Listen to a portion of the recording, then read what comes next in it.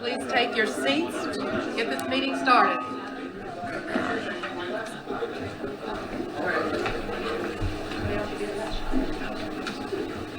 So good morning, everyone. We're starting a few minutes late, so we're going to jump right in. I'd like to call this meeting of the Metropolitan Sports Authority to order. We'd like to thank Nissan Stadium and the Titans for hosting us once again. Thank you. Also, would like to acknowledge Council Member, I think Brett Withers is with us. Glad to have you back this morning. Thank you for being here.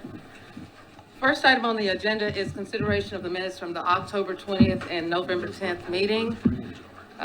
You should have received those Friday. Hopefully you've had an opportunity to review them. We do have a copy behind tab 1.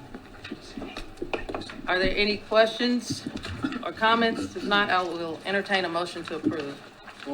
Second. Okay, it's been moved and properly second. All of those in favor, please signify by saying aye. Aye. Opposers, nay. And our minutes are approved. We will now have our Executive Director report by Monica. Hey, good morning, everyone. Hope you can hear me. Thank you for being here today. You have the agenda before you. I just have one quick update. At our October meeting, I mentioned that Metro Internal Audit has begun its review of Geodis Park. Since our initial meeting, Metro Audit has announced that they're going to limit the scope of the audit. Typically, Metro audits are focused on the public dollar, and because this is a public-private partnership with a great deal of investment by the team, the audit's just going to be focused more on processes, on the DBE and things of that nature. So as we hear more from them and continue to work through and walk through this process, then we'll update you, but just wanted you to know it's going to look a little different than Metro audits typically do. But that's it. Okay. Very quick report. Very brief. Thank you. We normally do our facility questions at the end of the agenda, but in light of Friday's water main break at Bridgestone, I think that that's something that is top of mind, and we'd like to hear an update. I know that Sean is with us, and I think he's going to have to leave a little early. So I thought it was pretty impressive to take on that kind of challenge and get the building up and running and have an overtime win on Tuesday. So congratulations for the Thank you. I quick wish cleanup. we didn't have to show off so well with the challenge. But one, I just want to say thank you to everyone at this table, people in this room. Probably got, I don't even know, 15 texts and emails, calls from people in this room. You know, all the venues, many of you. Monica was there in her hip waders, an hour or two after the water got shut off. The response was incredible. I mean, it really was. You know, the flood started, or the water main broke on 6th Avenue, probably about 5:45, 5:50, and it was shut off at 7:20, 7:30, which sounds like a lot and a long lead time. Metro Water was there immediately, but they just can't shut it off. It's not, you know, when you shut your hose off really fast in the backyard, you know, the pipes rattle. Same thing, they have to shut it off very slowly, otherwise it would break mains all the way up the line. Now, at the same time, we were thinking, shut it off faster and let everyone else flood too.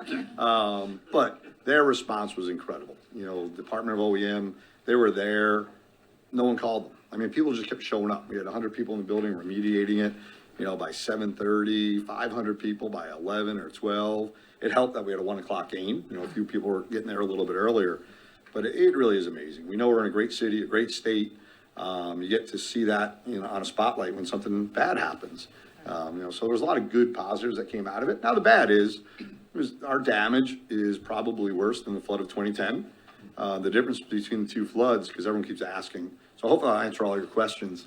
In 2010, the water came from the ground up, you know, so it didn't, you know, contaminate everything. The bad was, obviously, the whole city was devastated by that flood, and that water was contaminated coming into our building.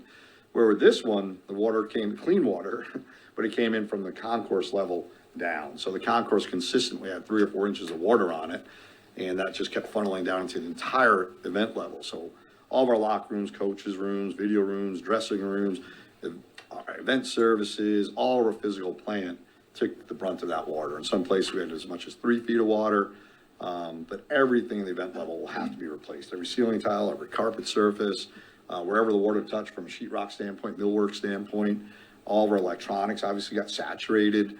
We're able to dry them out. They're all running, but over the next week or so, we have to evaluate all those systems to see what has to be replaced. But you know what? We played hockey Tuesday, and most of you know I'm fairly aggressive, people say, and it killed us all to cancel the game on Friday. But with a 1 o'clock game, it became pretty apparent by about 6:01 a.m. that we weren't going to be able to play. But at first, we all thought, this is going to take at least a month for us to host an event. But again, I want to call Kyle Clayton up because Kyle and Tim Friedenberger, I think you know both of them, they just jumped to the forefront, and everyone in our organization did. I mean, I was saying to someone earlier, you have really good people, even those people still surprise you sometimes.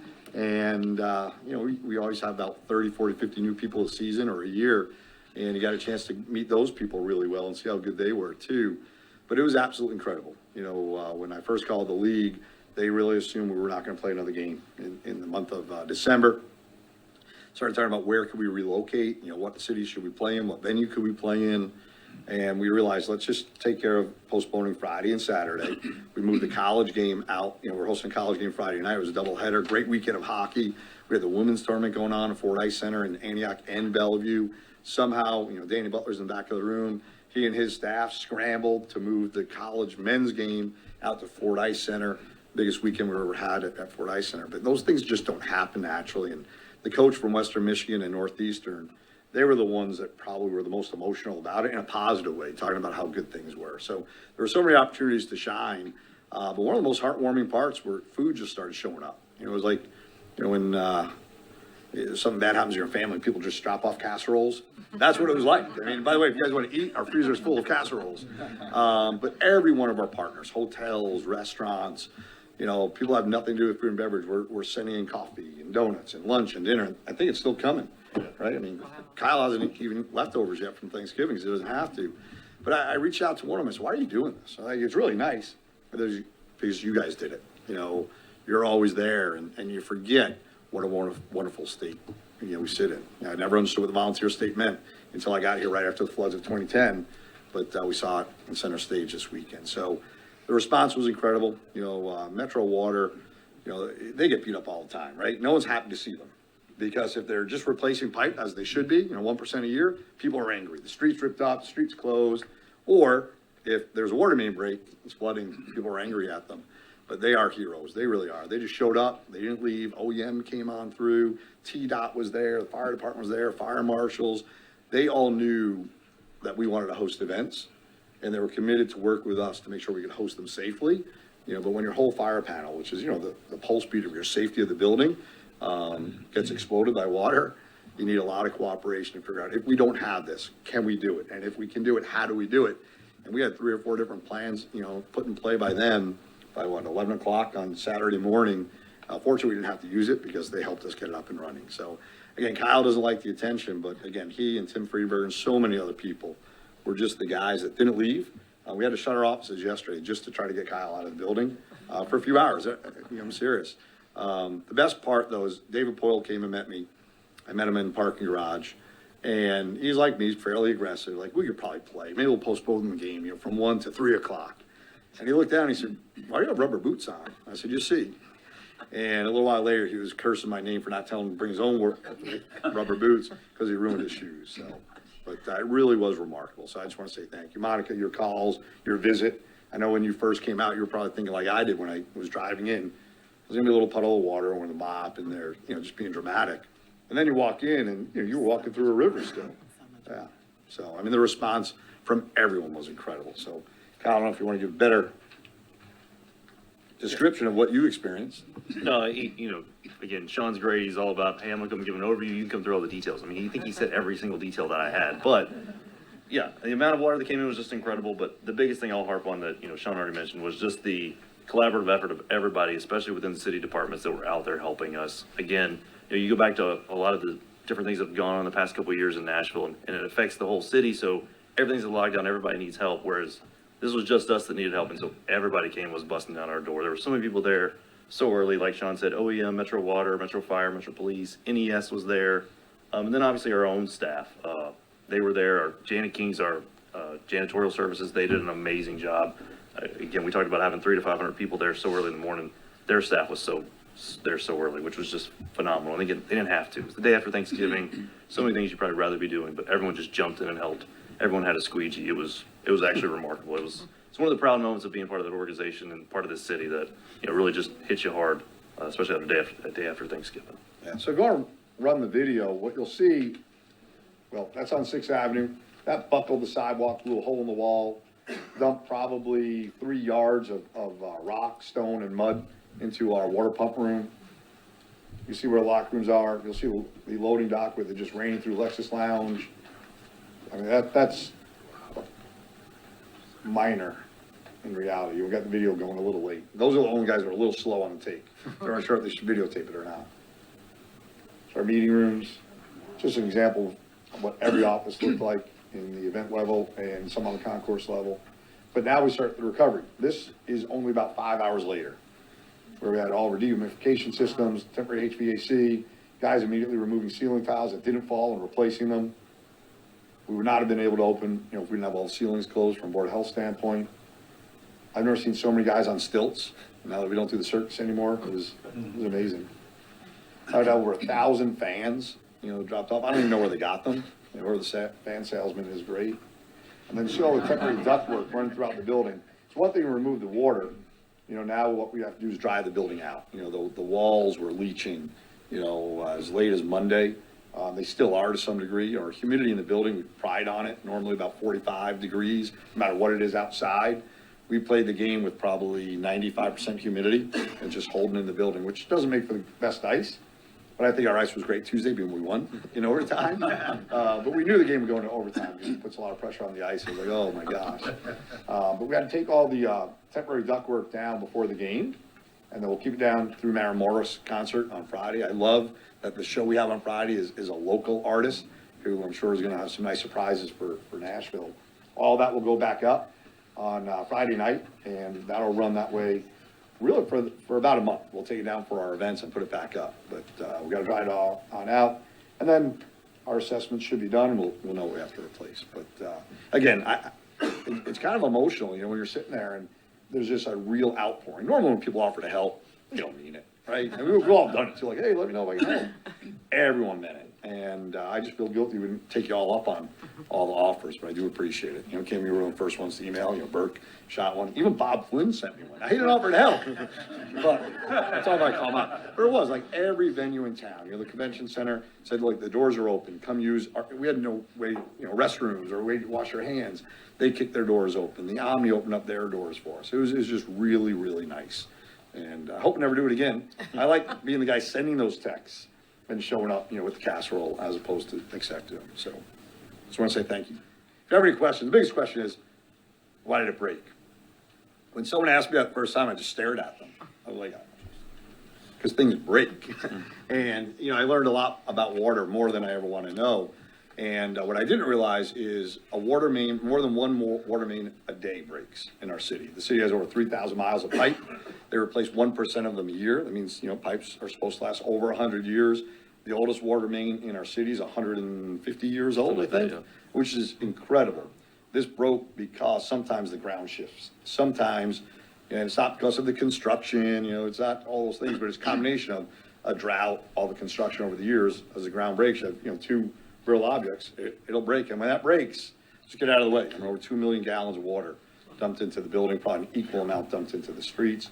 That rock and the dirt that packs in the pipes, you saw truckloads of that down on 2nd Avenue in Demumbrian. It was just a force of nature. So, but that's normally the question people ask. So, any questions at all? You guys weathered the storm for sure, and it's, as always, the city of Nashville continues to show up, so proud of that. Sure Nashville's strong. Yeah. Any Thank you. questions for? Sean, I'm going to ask the second most important question. I didn't say it was the most important, just frequently asked. Oh, frequently. So this might be the most important one. Were the insurance premiums paid? Keith, our CFO sitting behind me, he says they are, and I think the city finance director is here too, so I assume theirs are too. But you know what? Everyone asked that too. I'm glad everybody's okay. I was just. What's nice about that is you always talk about everyone's okay, there was no one harmed. Because it happened so early, no one was even in a position, to Right. be hurt, which is really, really nice. Outside of some cold feet no one was, but, yeah, no, it'll go through its normal process. But we don't know what the full extent is, but it's significant. But fortunately, we all run a good business and we'll get through it. Any other questions, comments? No, thank you for that update. Thank you, guys. Thank you. Any other questions for our other facility partners, since we've moved this up on the agenda? If not, the next item is our Finance Committee report. Thank you, Madam Chair. The Finance Committee did meet this morning at 9:30, and the minutes for the September 15th agenda were approved, in addition to the following items that were presented. A resolution approving the FY22 audited financial statement for Park and Management Company, and Christina Kirby was available. Christina Kirby is from Kraft CPAs, and she presented the parking audit, which is required by our contract with PMC. Ms. Kirby reported a clean audit, and the Finance Committee recommends that we approve. Thank you. I think Ms. Kirby is still here with us, so if there are any additional questions for her, we will entertain them at this time. If not, I'll formally entertain a motion to approve the resolution approving the fiscal year 2022 audited financial statements for Parking Management Company. So moved. Second? Second. Okay, it's been moved and properly second. Any questions, comments? If not, all in favor, please signify by saying aye. Aye. Opposers, nay, and the motion passes. The Finance Committee also received a request from our project manager to approve amendment to the construction management agreement for infrastructure related to the MLS Stadium area between the Sports Authority and Bell Associates. The Finance Committee does recommend approval for this also. Jim P. is going to provide a brief recap if we have time, if he's here. Yeah. Jim's still here? Sure. I think most of you were in the Finance Committee meeting and you got to hear from Jim, but, So we'll be really brief on this. okay. Just a brief. Basically, the original CM agreement was awarded with an estimated. Could you use that Oh. mic a little bit, please? With an estimated contract value, 2 years ago at the end of October.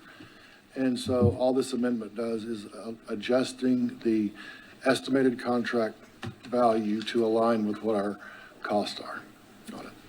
It's not additional funding, it's just adjusting the contract value. Awesome. Any specific questions for Jim? I think we spent quite a bit of time on that piece this morning. All minds and hearts clear? Thank you, Jim. Thanks, Jim. So we'll entertain a motion to approve the resolution to amend the agreement for construction management services for infrastructure related to the MLS Stadium area by and between the Sports Authority and Bell and Associates Construction. Is there a motion? So moved. Is there a second? Second. Any discussion? All in favor, please signify by saying aye. Aye. Opposers, nay. And the motion passes. Back over to you, Vice Chair. And finally, Madam Chair, the committee had final discussion on the stadium project term sheet, and members of the administration were present to address those outstanding questions that we had previously. And we recommend approval for this. Thank you. So we have a recommendation from the Finance Committee. I do think it would be good if we could invite Deputy Mayor Sam Wilcox back up to share any final thoughts or any questions that we did not have the opportunity to address in the Finance Committee. Well, thank you again, directors. It's good to see you at 10:30 every month, and look forward to seeing you every month at 10:30 for the next, or at least for the foreseeable future. Likewise. And I also want to say, just thank you for your questions and your attention on this, your own due diligence. we really do welcome it. It makes us better. It makes the deal better. Taxpayers deserve it, of course. But we really benefit, truly. So grateful to all of you for all of your hard work over the last couple of months, and look forward to continuing to collaborate until we're back in front of you with definitive docs and issuing bonds and hopefully building a new stadium. So I don't have another presentation for you. I'm happy to answer any final questions you have, and also happy to give an update on kind of what I think the next steps are, what you can expect from us over the next couple of months, though not set in stone and could be fluid, but I'm happy to give you our current and best thinking on that as well. Questions? I'd like to hear the expected timeframes. Okay. Okay. Sure. You want to hear next steps after? Okay. So we're asking for the Sports Authority to approve the term sheet resolution today. That will then go to council. It's currently deferred until the December 6th meeting, which also has a ordinance attached to it to approve that 1% hotel tax, which is on second reading. The council could choose to approve the term sheet, which only is a resolution, requires one vote on the 6th, or they could choose to defer it to track with the HOT tax. It doesn't change the outcome. It just is a procedural move determining when it is approved. So second reading on HOT on the 6th, and then third and final reading on December 20th, and the resolution could be approved by council on either of those dates. Once that's approved, there will be a little bit of a pause, I think, in legislation while we work with the team and negotiate definitive documents. We talked a little bit about what those definitive documents are. Our legal team will be busy. There are probably close to 75 different agreements that need to be worked through and negotiated and signed. Not all with the team, that would include TSU and other parties as well. But all of that will come through. Some of that will come through the Sports Authority. Some of that the Sports Authority will not be a party to. But we are hoping to have development and lease agreement, the main definitive docs, ready by end of Q1. And then once that is approved, then we'll come back for final bond approval later in the year, likely, end of summer timeframe. I know that's a little loose, but that's not to be critical of lawyers, but they can take their time. Thank you. Any other questions on the term sheet? I just have a comment. Thank you for providing the FAQ to the board and all the information you guys have shared. And we understand this is a process, and we continue to, I think you've used the term deputy mayor, the role of the authority is more of an enforcement as we move through this process. And so we look forward to, certainly want to stay in our purview and understand it's a long road ahead, so. Cool. Thank you. And as I mentioned, we're committed to coming every month until we get this done. It might be a very short update in January, but we're committed to working with you all through every step of this process. So. Appreciate it. Question? Madam Chair, I have a question, yes. It has to do with the hotel tax. In the term sheet, it states that at the Metropolitan government's election, the hotel tax may be terminated upon certain conditions. Is the hotel tax supposed to be an on and off type source of income? No, sir. So bond, and Director Flannery can speak to this better, but when we go sell bonds, bond buyers are going to expect that there are dedicated revenues to back that debt service on the bonds. And so we hope Metro Council will turn on that 1% hotel tax. That 1% hotel tax will be pledged to pay the debt service on those bonds. So the earliest we could possibly turn off the hotel tax would be at the retirement of that debt. Otherwise, we would be in violation. We would be violating a covenant. But so it's not, it would not be toggled on and off. Really, this mechanism is built in to try and avoid a situation, and it's a happy situation. It means we've succeeded beyond our wildest dreams, but what is happening at the convention center where it's hard to get cash out, it's probably, there's no on-off mechanism. And so this gives us a scenario where once the debt is retired, we feel that the stadium can be maintained to a level of service that is required under the new lease. It gives us the option to turn that off. Thank you. Any other questions? Thank you. Thank you. So we have a recommendation from our Finance Committee. So at this time, I will entertain a motion to approve a resolution approving the stadium project term sheet. So moved. Second. It's been moved and properly seconded. Any discussion? If not, all in favor, please signify by saying aye. Aye. Opposed or nay? Madam Chair, that concludes my report. Thank you. Thank you very much. I would like to just say thank you to this board for the diligence that you put into this process. I think that we have had an opportunity to ask a lot of questions and we received some great feedback. So we're appreciative of that. Thank you to our deputy mayor, our financial, and our legal team. You all have been great. This is only the beginning, so there'll be much more, but we do appreciate the information that you've shared and helped us through this process. The next item on the agenda is infrastructure update from Jim Pashofsky and Cole Durio with Capital Project Solutions. Good morning again. This should be our last update on this project because Congratulations. we're about wrapped up. We reached substantial completion October 31st, which is almost 2 years to the day when the CM contract was awarded. And it's been a good project. Has some bumps along the way with unforeseen conditions and those kind of things, which is all part of it. But it's been successful.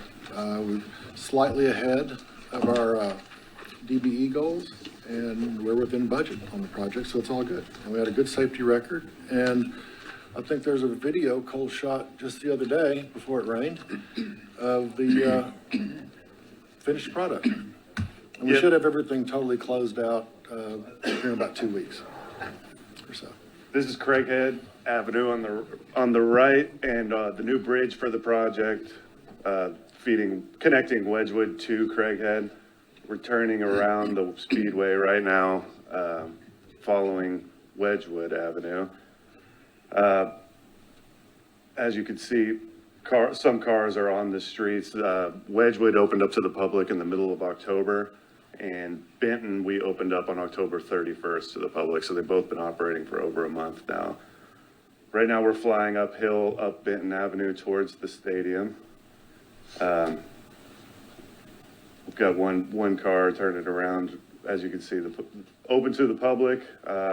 Decorative pavers tying into the stadium plaza are complete, all the striping. As of today, everything on the project is complete besides some minor landscaping substitutions. We have some trees on order and some decorative tree grates. We expect those to be in the middle of December, but besides that, the majority of the project, everything else is complete. Painting by the stadium, and then this is the Rains and Wedgwood intersection as part of the project that's complete as well. Everything's complete and functional, and for those of you who haven't been able to drive through the campus yet, I suggest you do so. Anybody have any questions?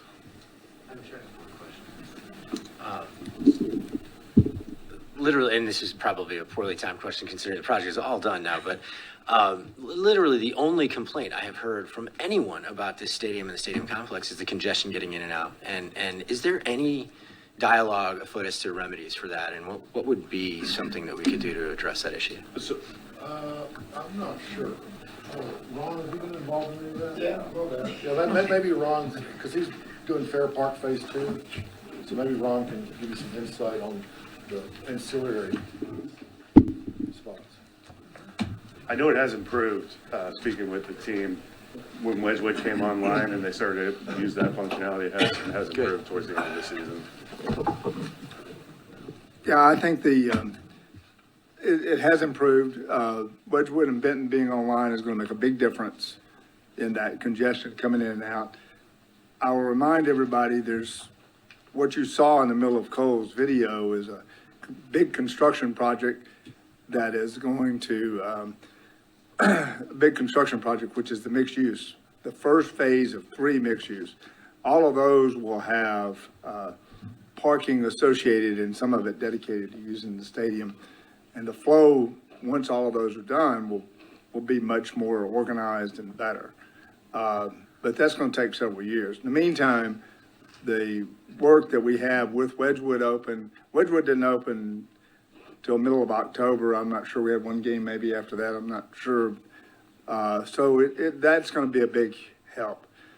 Phase 2 of Fair Park, NDOT is going to construct a sidewalk, and they're hoping to start construction sometime in January or February. The sidewalk will be a big rideshare sidewalk.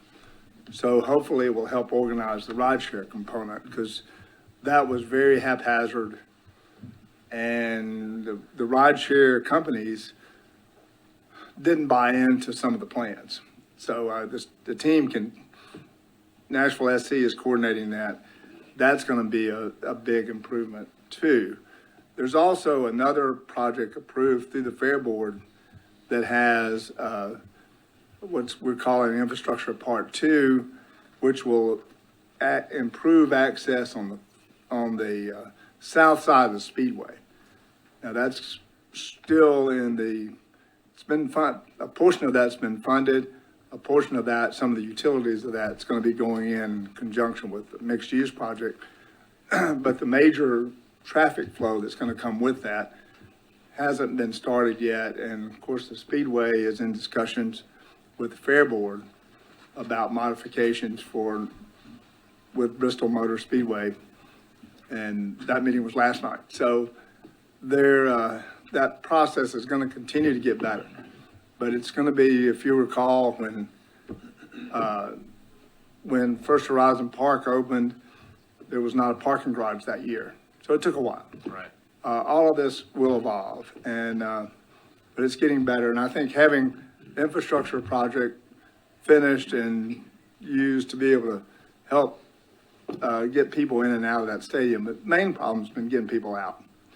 This whole season, Benton Avenue was closed down for public access because it was an active construction site.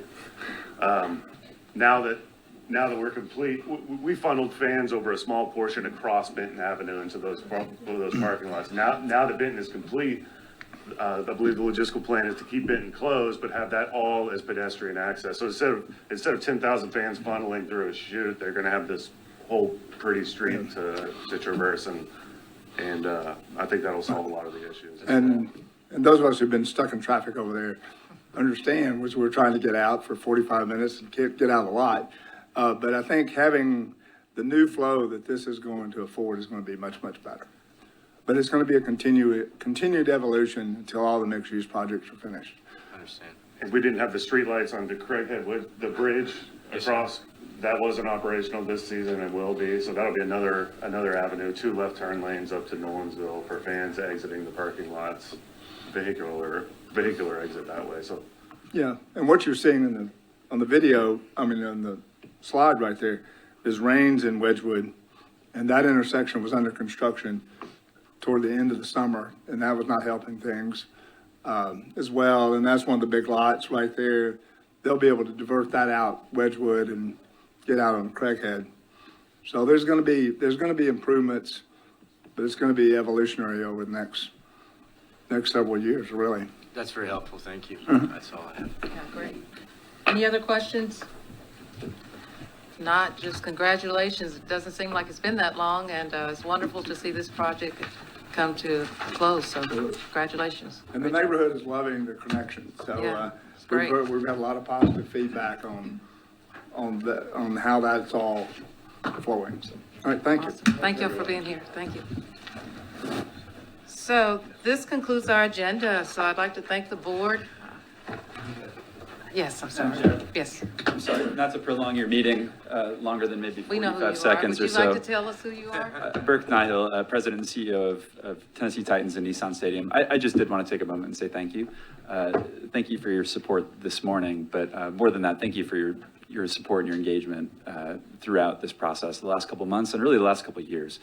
To the Deputy Mayor's point, your questions, your challenges have just really reinforced what I think is a great outcome. And there are people that are sitting at this board table that have been talking about finding a better path forward for years. I know this has become front of mind for Nashville the last several months, but I started here at the organization in 2016, and at the time, this board was asking questions about how we can partner together to find a better way forward with an aging building and a lease that was creating issues for the taxpayers and for the Sports Authority. And just thank you for your partnership during that time. We do not take it for granted. And while certainly haven't reached any finish lines, there's a lot of work ahead.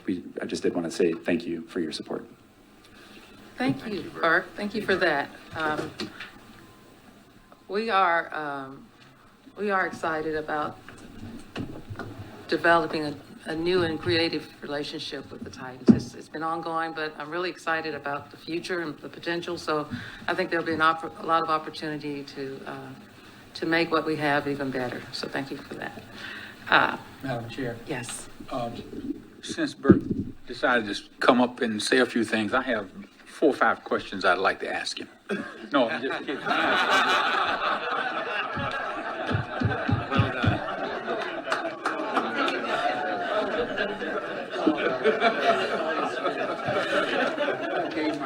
I'm glad the camera was on you, Burke, and not me.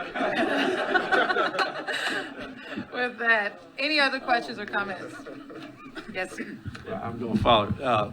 I just want to say that my point of being here on this Sports Authority is, and during this process, was try to relieve and take as much off the backs of the citizens of this great city. And I think we've done that. But I've been impressed by the Sports Authority reaction, the Titan team. And I asked somebody this morning, how many people are on that team? They said about 200. So I see them every time I turn around the store or anywhere. So it's been good. And I think the administration and Titans and this authority and all the people involved have done a great job as we move forward. And I think all of them need to be accommodated and thanked for doing a great job. And we look forward to the next step. And I understand everything today is preliminary, so we still got a little work to do, so we'll get there. But thank y'all. Thank you, everybody. Anyone else? Yes. Do we have a meeting in December? Looks like we don't. No. Today is December. Oh, it is December? Thank you. Even better. So clearly, 2022. we are at the close of this agenda. So once again, thanks to the board. Thank you to our partners. Thank you to the Titans for hosting us again. Thank you to our legal and finance team for supporting us. Next regularly scheduled meeting will be Thursday, January 19th. 2023. So with that, I'll wish all of you a happy holiday.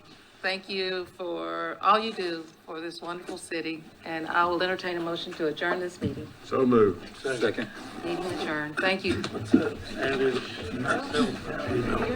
We're going to like it.